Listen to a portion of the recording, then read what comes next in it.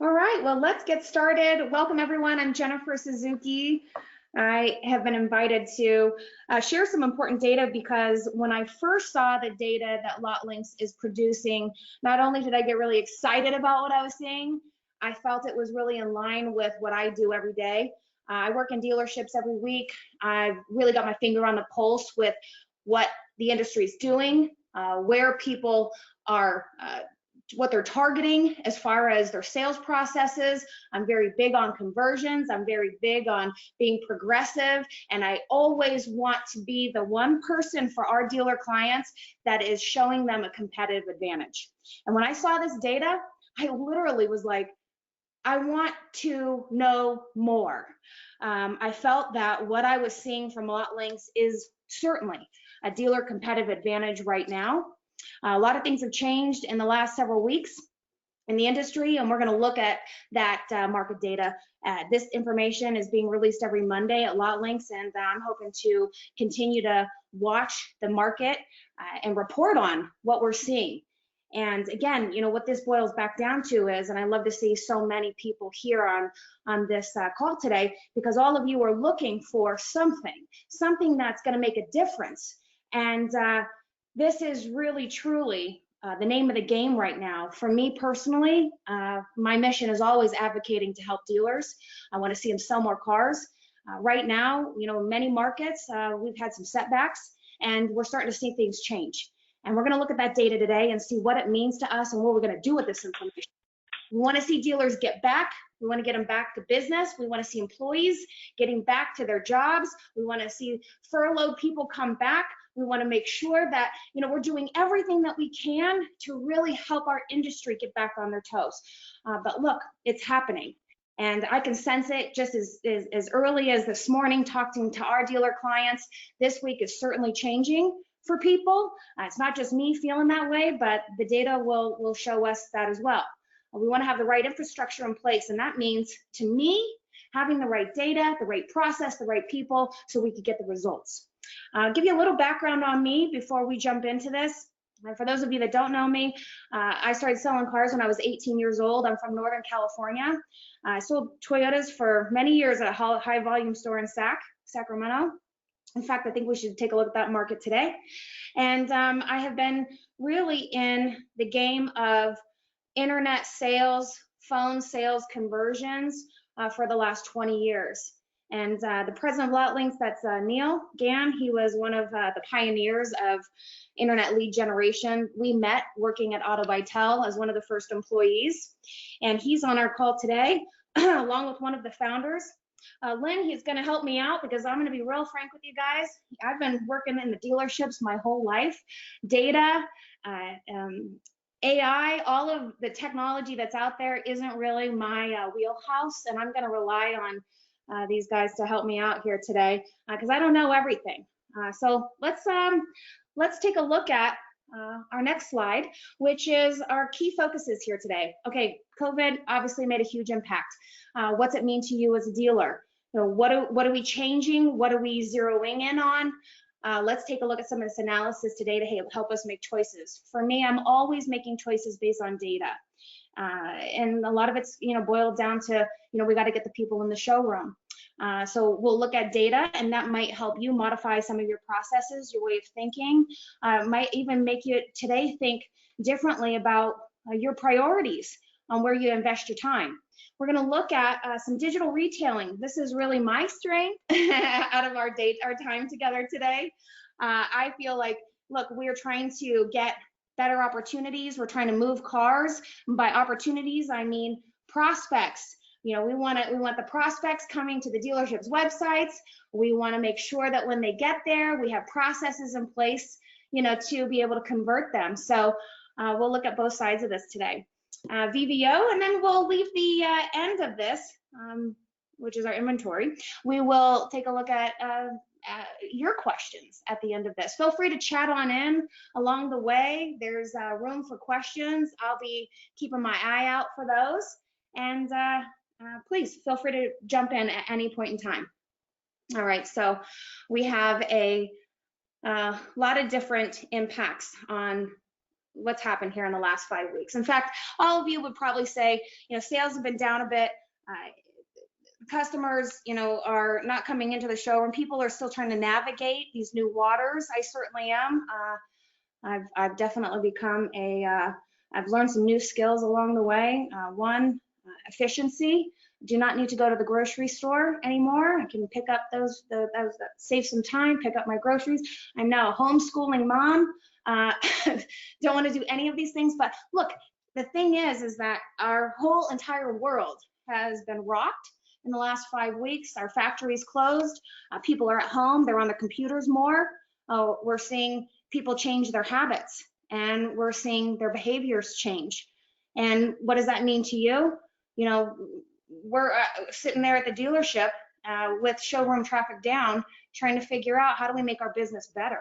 How do we make our business better? What are we going to tighten up? What are we going to hone in on? Many managers in the dealerships right now have taken on roles that maybe they haven't taken on for some time, getting involved in every single deal. Look, our environment is changing, and our processes are going to change. In fact, many of you are probably sitting at home or at work thinking, more creatively, more outside the box. And we have an increase of pressures in our surroundings. We are forced to change in many ways, and I don't think it's such a bad thing. In fact, even our company's made a lot of changes to adapt. And that's what you're going to see here today is, let's look at this data and decide, okay, what does it mean to us? And I'm going to, if you take a look at the next slide here, just kind of point out here that LotLinx has a lot of data, more than I've ever seen from any company out there. They are really got their finger on the pulse. They are looking at an extraordinary amount of people that are online, tracking shopper data, looking at their interactions every day online, what types of vehicles they're looking at, what brands they're looking at, all of the things that are surrounding our industry, like incentives. Those things are going to make an impact. People being at home more, spending more time online, make an impact. Many people that I know that were not in the market to buy a car suddenly are in the market to buy a car. Maybe they're not going to pull the trigger. When I talk to dealers, they tell me things like, every week it's a little bit different. It's gone from nobody is communicating with us to everyone wants to sell their car to us to people are interested, but they're holding off for now. People are losing their jobs now, and they're uncertain about what, if they're going to purchase, or people are losing their jobs now, and now they want to lower their payments. And every single week, the environment's changing, and we're having to quickly make choices on how we continue to stay in business. And you might be looking at some of this here today and saying, I'm tightening my money. My dealer clients are telling me this, hey, we got to get rid of all these things. And I'm like, well, hi, hang on, pump the brakes. Make sure that when you prioritize what you're getting rid of, it makes total sense in the big picture. Because look, is business on hold for a week? Is it on hold for a month? Is it on hold for a year? We're going to keep looking at the data, and it's going to keep telling us, what do we need to know to keep making smarter choices so we can actually stay in the game and we can sell more cars? I can tell you, when we have access to this much data, there's definitely something out there for us to capitalize on. Okay, so there's a market update that I've seen LotLinx put on social media. I've seen them posting each week, and it's just sort of showing us some important categories that we should just be aware of. What's inside this market update? They've got this really cool tool. I find myself just toggling between the DMAs just to see what's going on out there. The media tells us we're all doom and gloom, and it's actually, I don't think, quite as negative as they're reporting it to be. I have an incredible amount of hope. I look at this and I drop down on the DMA and I just start looking around different states. You can choose your state, and I'm like, okay, well, what's going on out there? What brands are people interested in? If I take a look at, I'm just gonna click on the Phoenix. Oh, oops, there. I'm not really 100% on this, but I feel like if you start looking at your DMAs here, I'm looking at Phoenix, for example. I'm like, what's going on over here? my brother, he's a service technician in Arizona. And I look at my 3 lines here. I'm like, okay, shopper volume. Shopper volume, we have 31.5% increase this week in shopper volume in Phoenix. That's an now, where do these people come from? I'm gonna see if we can get some of these answers here in just a moment. But I'm looking. Here's our 3 lines to focus in on here. 31% increase in shoppers interested in cars. Now, engagement down this week 5%. Then I look at my sales volume. We're up 10%. Len, are you there? Yeah, I'm here. Can you? What does this mean? This data that we're looking at? Yeah, so we, as you know, we have a massive real-time view into what's going on in the market from both the supply, what's in stock, what's inbound, how's it turning in terms of days in lot, how's it priced, which dealers are ahead of market versus other dealers trailing market, right down to the model and trim level. So we've got a very rich view of that supply side in all sorts of dimensions. And then the demand side, there are, millions and millions of things that happen, across the automotive media, digital media spectrum, which we're wired into literally everything. So, there are all sorts of events, but you need to, create technologies to organize those events to identify, of those events, how many real shoppers are there? Yeah. Real individuals who actually are going to buy a car because, the big guys will tell you less than 40% of their sessions turn into a sale in a year's time. So, there's a lot of noise and you have to separate that. So we've used machine technologies to understand who's a real buyer and most importantly, where are they on the funnel? Are they still in the research mode, considering bouncing around between, models and brands, or are they down to the strike mode where they're looking for who's in stock and available on what I'm looking to buy? And that's what that orange line represents, is the real buyers who are ready to move on a specific unit. So they're not the people who are still out there, researching and considering. They're actually in the buy mode. And then the green line shows their intent, their intensity.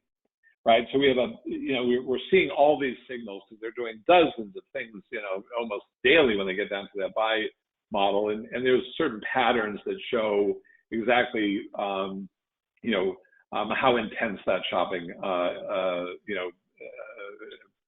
purchase intention is. So that's the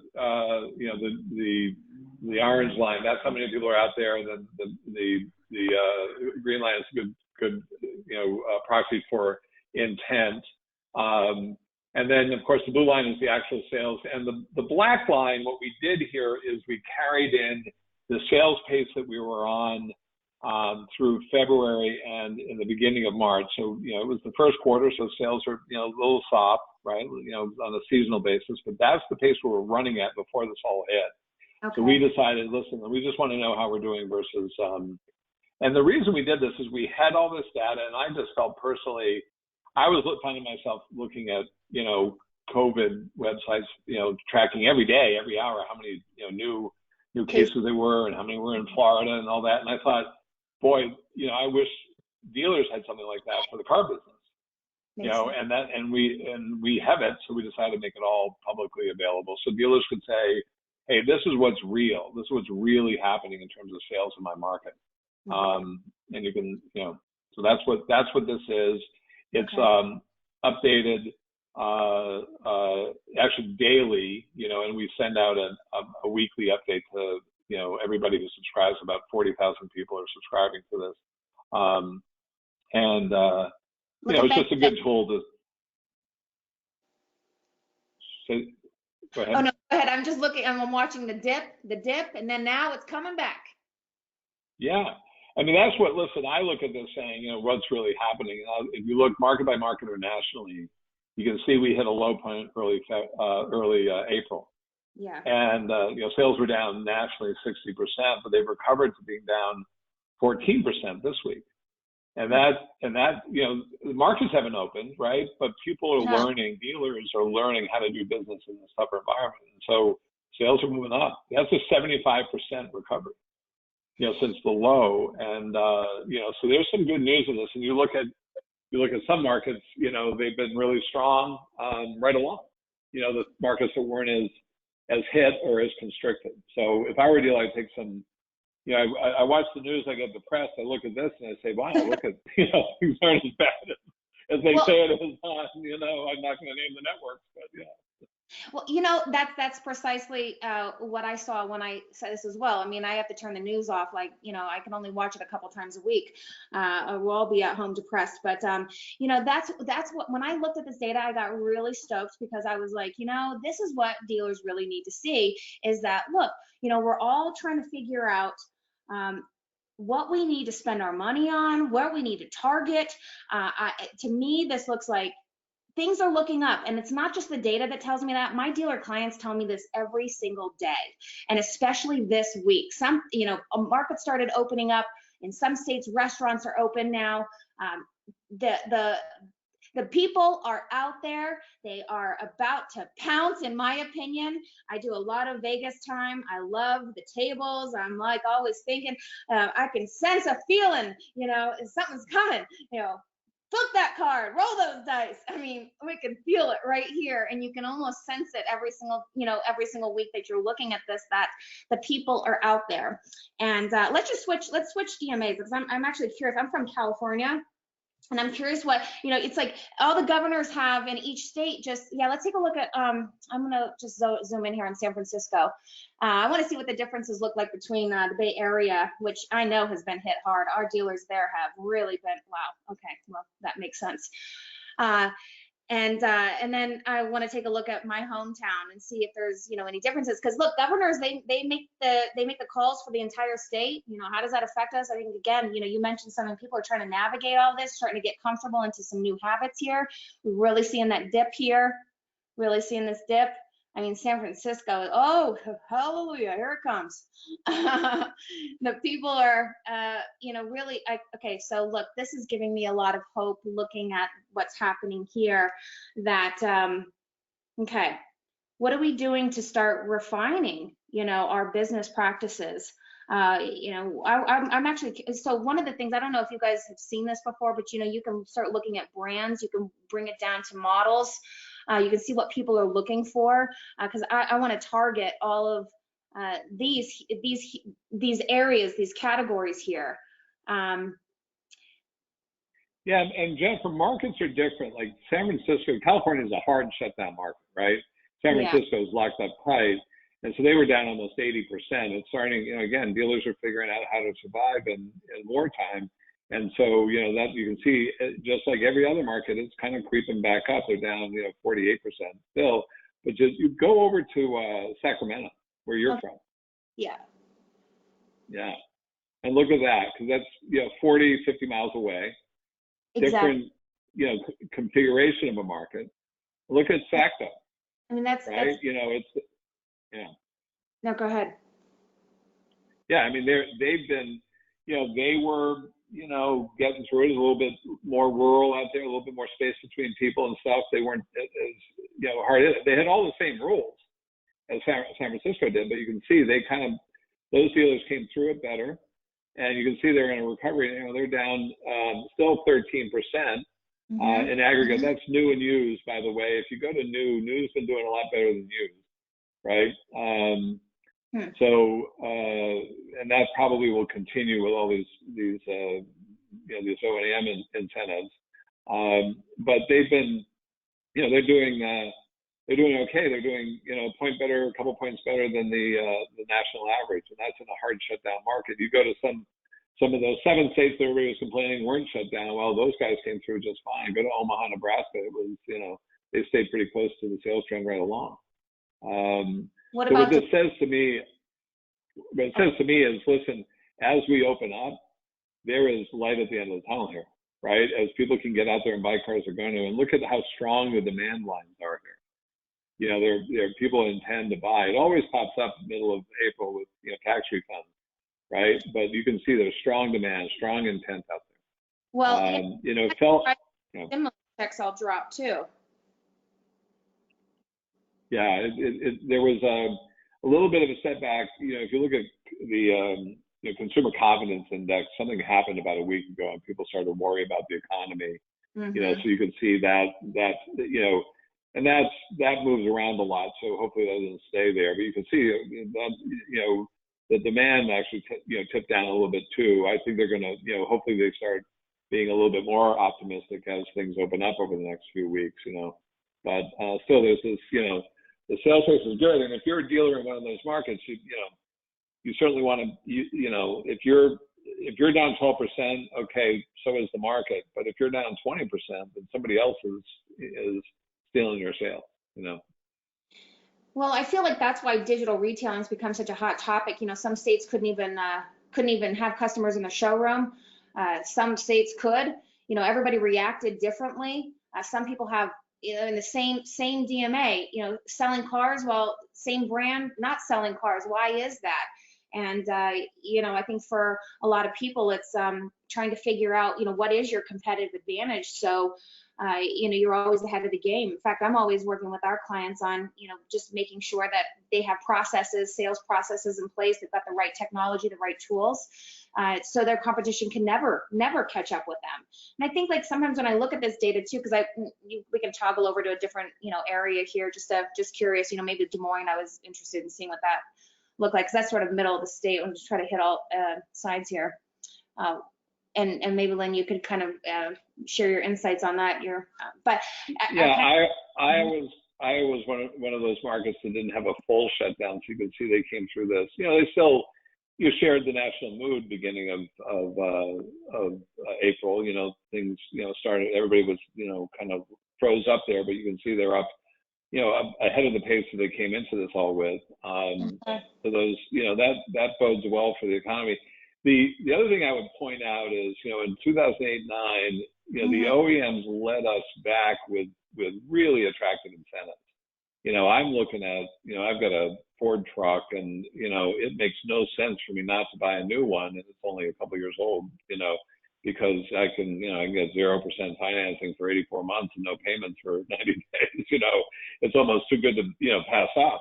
And that's going to drive a lot of demand in the marketplace. Those incentive deals are also going to be profitable deals for the dealers. So dealers want to, that's going to push a lot of people forward and into the marketplace. I think that's what's driving a lot of this demand. People are seeing, if you look at some of those big brands who have the strong incentives, you see their sales as brands are up very nicely in new. And dealers need to, if you're a dealer, you want to get your share of that, right? As those people come back and start making their purchases based on those incentives. And those are higher gross deals, right? When the OEM is carrying the weight on the incentive. So it's definitely something you want to participate in. Yeah, maybe we can just look at East Coast a little bit. Let's maybe look at Orlando or maybe Miami or maybe both. Yeah, I live down in Florida, so the northern part of the state wasn't impacted too much. And you can see that in Orlando. They're doing just fine, but you click on Miami, you can see that, sales are down quite substantially. You see that on the news, right? Oh my God, the Florida beaches are open. Well, they're open up north where they're very low rates. They're not open down here. I mean, that's significantly different. Yeah. I mean, it's still coming back. And that's the good news here. As you look at every market and you see that slow and steady trend up, week over week, it's moving up. And that's, again, I don't want to make too much of it. I want, all we want to do is give dealers the information so that they can sort of start, using facts to plan their strategy. When are they going to come back? How are they going to come back? That's the thing here. For me, it's when I'm working with dealer clients, it's how do we plan better? How do we be efficient? How do we execute a better strategy so we can attain better results? And when you see this data here, it gets me very excited because one, the car shoppers, the car buyers are getting a lot more serious and they're starting to pull the trigger. And I think we're going to continue to see this. Hopefully the manufacturers come out with some, more manufacturers come out with some stronger incentives going into June. But I can tell you people are ramping up. In some states, or some areas, it's still a little bit slow. Now's the time to strategize, hone in on some of those processes. Look, the people are going to be hitting your website. They are going to be calling your store. And I thought I'd share a little bit of insight as to what I'm talking with some of our dealer clients about, as far as, we got to get the conversions. You don't want to miss any opportunity. You don't want to miss any opportunity that is crossing your path. We're attracting the buyers, to the dealerships. And when they get there, we want to be overly prepared. Be mindful of your processes and all of the little details. Digital retailing is something that's very real. It's here, and there's a lot of different features on those tools that will take that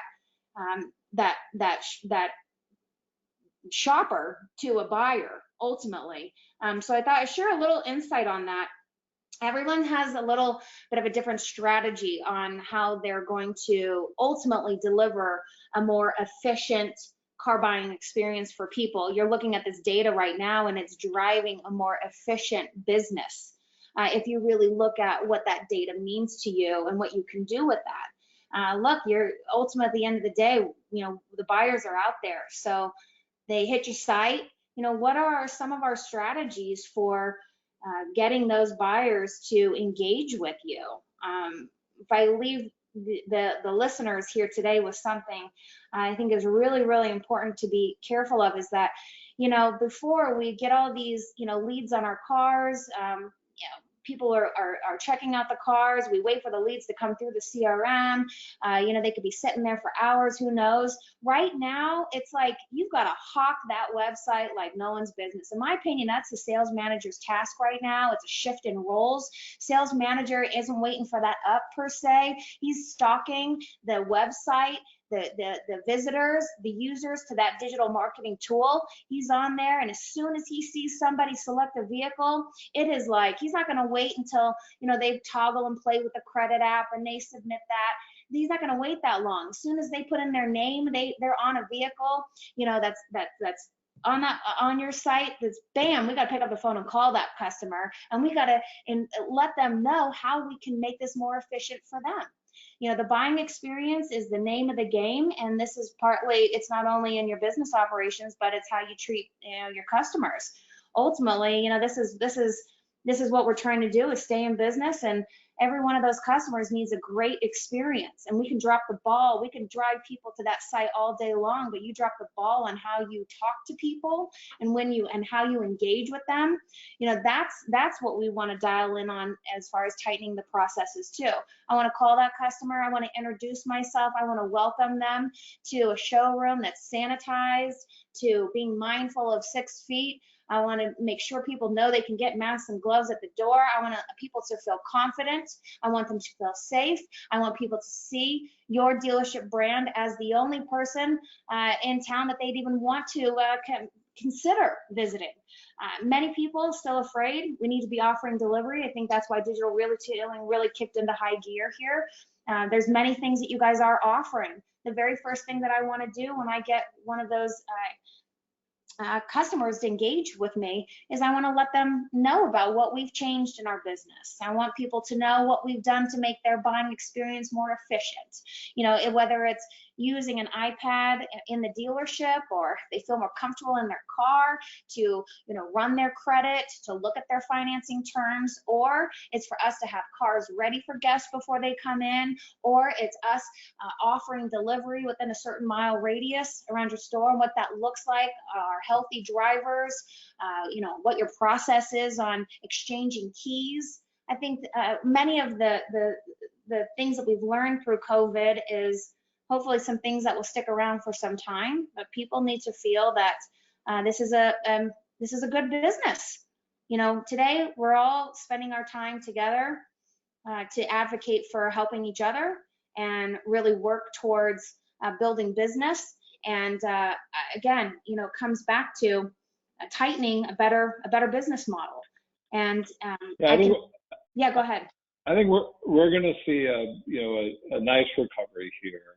And, I think that's what all the data is telling us. And, it's going to be a business that, people can, make a living at and so on. I think that we're going to come out of this, as it recovers into a more competitive market. And like in a tight game, that's the time to focus on fundamentals, right? You can't throw an interception or fumble the ball when the game is really tight, and that's what dealers are, I think, doing. I mean, that's what our dealers are. They really, very tight processes. They're serving the customer the way they need to, and ones who are doing that are gonna win, and the ones who are behind, that's what happened in 2008, 2009. There were ones who were aggressive and they came through fine, and there were some who weren't, and they fell behind. And so, I think that's, we are going to come out into a competitive, more competitive marketplace, and we're just going to play it smarter. If it's 20% more competitive, all you have to do is be 20% smarter, and you're good.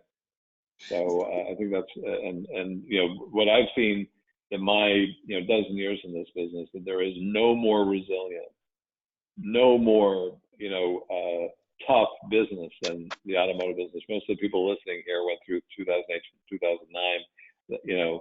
This is going to be the cakewalk versus that. So dealers know how to keep their businesses going and adapt, and they do it faster than really I've ever seen in any category. So I think this is going to be one of the businesses that powers through this just fine, and that's what we hear from our customers. We're just really proud to be a part of such a great industry. So, can you tell me? Dealers are tough.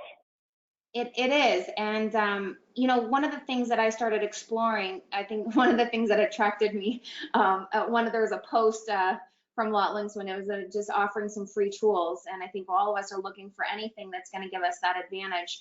You have, can you tell me what the VIN View Optimizer? What is this? Yeah, basically, dealers have come to the knowledge that if a car is not being, they've always known if a car is not being shopped, it's not going to sell. And as things moved online, you had to figure out how's my inventory being shopped? Because everything's online now. I can't count door swings anymore. So basically, what this does is it counts shopping sessions for every vehicle on their lot, online shopping sessions, and it tracks it to source. And what it does, the way our dealers think is, listen, for instance, if I got to move my consumer cash inventory, incentive inventory, right? The manufacturer's got a great incentives. I want to participate in that. I got to move that. Are those vehicles getting shopped adequately? Because if they're not getting shopped, they're not going to sell. What am I doing that's driving shopping to those vehicles specifically? Not just generally to my site, because that's just the front door. You got to get them down to the individual vehicle. And what this started to show dealers is, listen, it's not their inventory is not shopped evenly. And as a matter of fact, as you drill down in this tool, you start to see the stuff that you most want to get shopped is mostly the stuff that's getting least shopped. And so it's been one of these simple things that we did that it just really is it blows dealers' minds when they can finally see what's going on in their lot. And so what we decided to do, just like with this other data, is just make it available to anybody who wants it. And I know the dealers are going to say, this is going to be a sales come. They're going to sign me up and then they're going to pitch me. And I promise you, we will not. I promise you, if you want this, you can have it. No strings attached, no sales pitch. We will help you figure it out, and we will leave you alone. Okay, I promise you. And if anybody, my team, they all know that. So listen, it's one of these things. I've just seen thousands of dealers, find this tool, and it becomes like their secret weapon. So I'm just telling you, yes. If you're wondering what's moving your business, just set this thing up and take a look. It is, what do you have to lose? Okay, you're not going to get a sales pitch. We'll give it to you. And I'm telling you, if you're like most dealers, you're going to be kind of blown away with the insight it gives you about what's happening on your lot. And we don't have time to go through it today, but anybody who wants it, I give them my word. It is, we will make it available, we'll set it up for you, and we will leave you alone. You will not get sucked into a sales pitch with us. Okay, I promise you that. Yeah. Can we just go back one slide? Because maybe two slides. It was the incentives. Okay, so all these red dots on the bottom here. Can you explain this to me? Because yeah, if this was live, it's an online tool. Each of those little tick marks across the bottom represents a vehicle in inventory. And so when you click, you can see up at the top left, they've clicked on incentives consumer cash. So what it does is it lights up all the inventory that's got a consumer cash incentive on it. And you can see at this dealer, you know, most of his inventory, and then, you know, then the graph in the middle shows the shopping rates against those, the online shopping rates against those inventory. So you can see most of his incentive inventory is just not getting viewed at any sort of pace that's going to sell it. So he's got work to do in order to deliver the online buyers to the inventory he wants to sell. If he wants to move those incentive units, he needs to you know, point his traffic there, and then they start to move. And so the tool lets you do that. It lets you look at a whole bunch of inventory strategies that you'd have. You know, listen, I'm worried about my used units that I've dropped price on. Yeah. Like, what's going on with those? It lights them up. And by the way, if it's online, you can mouse over it and pop up a picture of the unit, give you all the information on the unit. It's all very, you know, easy to use. So you can look at it and say, and then you can see, are the units that I've dropped price on used, are they getting shopped? Because I don't want to drop price again if they're not getting shopped. It's like, you know, if you drop price and nobody looked at it, and if you drop it again, what did you do except for undercut yourself, right? So this is how dealers use this. And I'm telling you, you'll start to get, it'll give you a whole new perspective on your merchandising. It really will.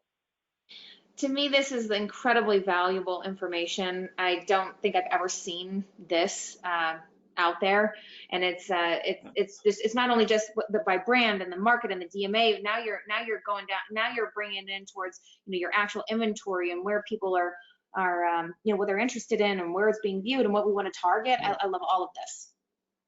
Yeah, I mean, you know, there's stuff like bloat, right? I mean, you know, hey, where am I in oversupply on stuff, right? I can click, boom, it points out exactly those units, and you can see, hey, are those units engaging? And every dealer knows that listen, if I'm delivering quality engaged VDP views to a car, that's what moves it, right? So, you know, anyway, it's a nice tool, and I'd encourage anybody. It's easy to use once you get it, and we'll set it up for you. It's easy, and then you know, you'll be glad you have it.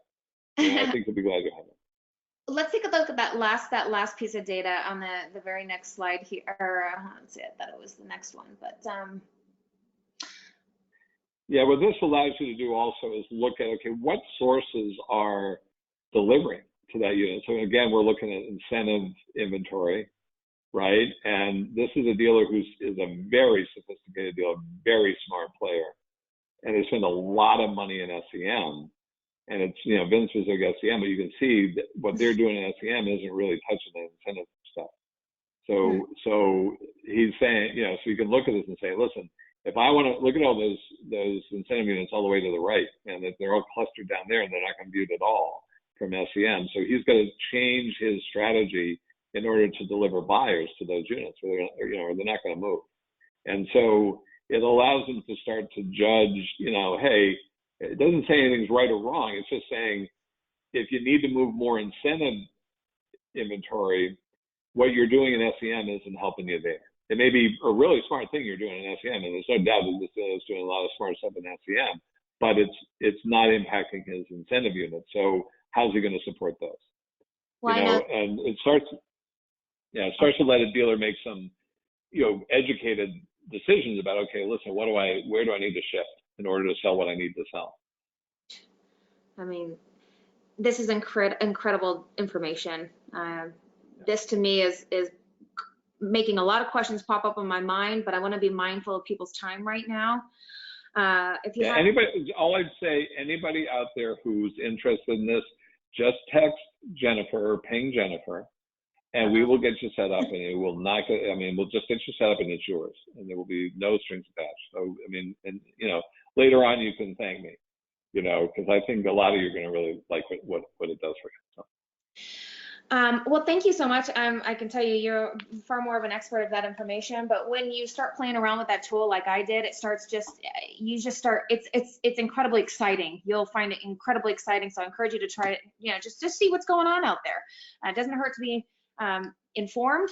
And I think that's what we're all trying to do, is build better mousetraps right now, and data, coupled with process modifications, and arming our teams, being ready for, hopefully this big flood of people that come in here in the months to come. We're very hopeful.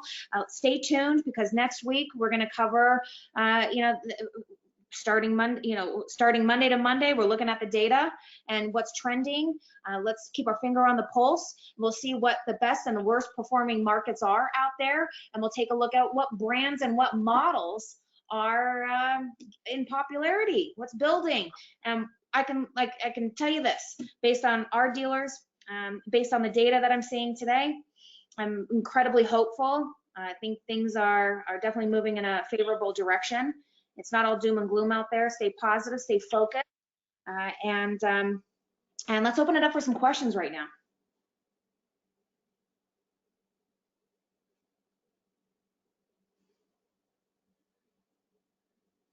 Let's give everybody a time. You can use your chat feature and ask any questions.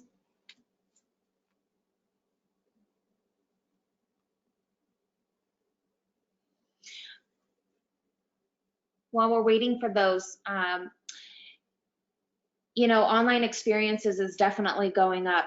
And yeah, it's not just digital retailing, that term, but it's, again, looking to define a better buying experience for people. It's not just, the website usage. It's not just getting the people to your website. It's being able to focus on knowing what people want and being able to execute an easy, efficient, professional experience. And that comes with making modifications to the sales process too.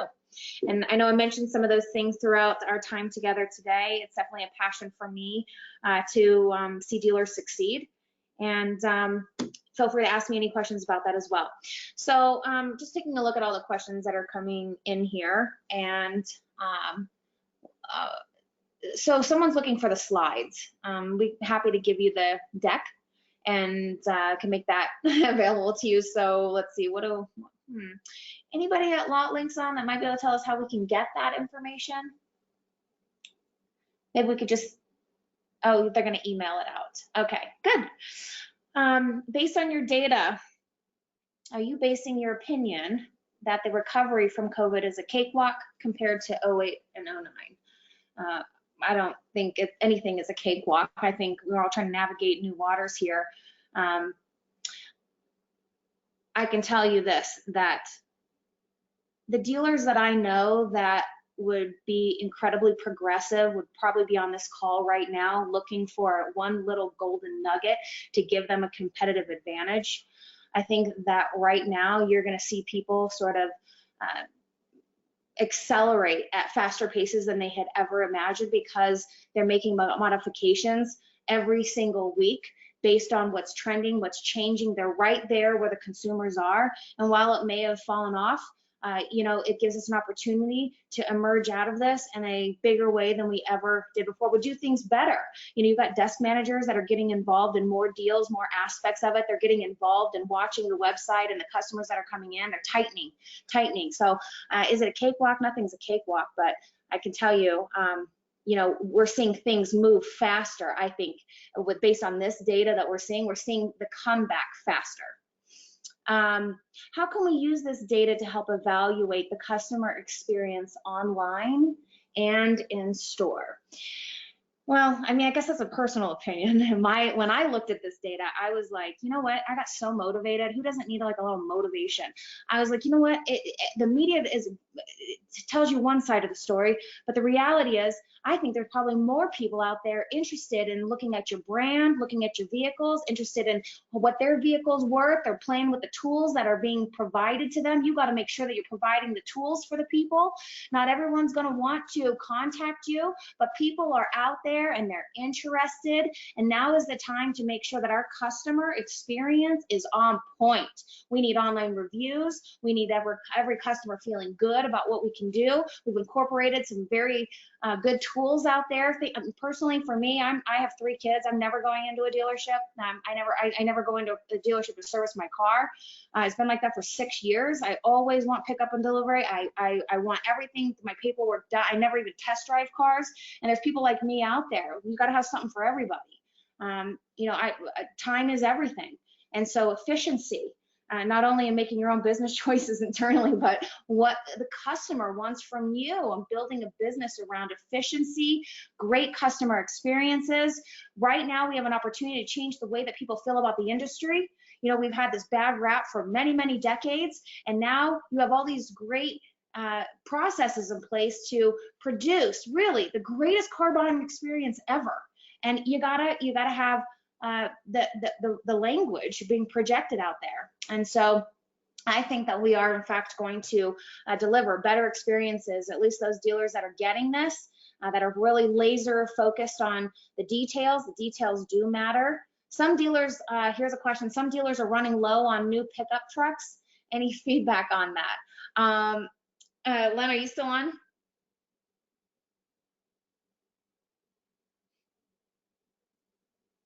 As far as, so here's my recommendation. I don't know. That's the answer. I am not in there looking at pickup trucks right now, but I can tell you, now don't hold me to this, because I did do a little just fishing around, and it wasn't just today, but I believe that it was SUVs and trucks that I was a bit shocked and taken back that, wow, those are incredibly popular at the moment. I think it was, wasn't sedans. I don't know, maybe it was convertibles or something that I was like, oh, well, I'm not surprised on that one. But pickups and SUVs, I think were really hot. Play with the tool. Literally. We go down social media rabbit holes all the time. Go down this tool and start like just playing with different markets and different cars and see what you've got on your lot and seeing, what people are interested in right now. Question: Ford updated their second quarter expectations with a forecasted $5 billion loss during the quarter. What is the perspective on how this translates into shifts in demand and supply? Look, all I can tell you is this. Sometimes projections aren't always exactly what the outcome ends up being. You look at a tool like LotLinx is providing for free right now, and look at what's actually occurring. In my opinion, I saw Ford doing, in some areas, their sales are up. Their sales are up through all of this. So are we going to see such a big loss? I don't know. I'm not a fortune teller, but I can tell you, keep your finger on the pulse. Be mindful of the data. Watch it consistently and regularly. And you decide, what do you need to change to your strategies to attract more people? Look, the buyers are out there. They are showing interest, and my dealer clients are telling me people are buying cars. I think a couple of markets got hit hard, but that doesn't mean everybody got hit hard. So that is all we have time for today. And I look forward to next week when even more will start to emerge, even more information. Again, knowledge is power. Have the right infrastructure in place, data, process, people, results. Thanks for your time today.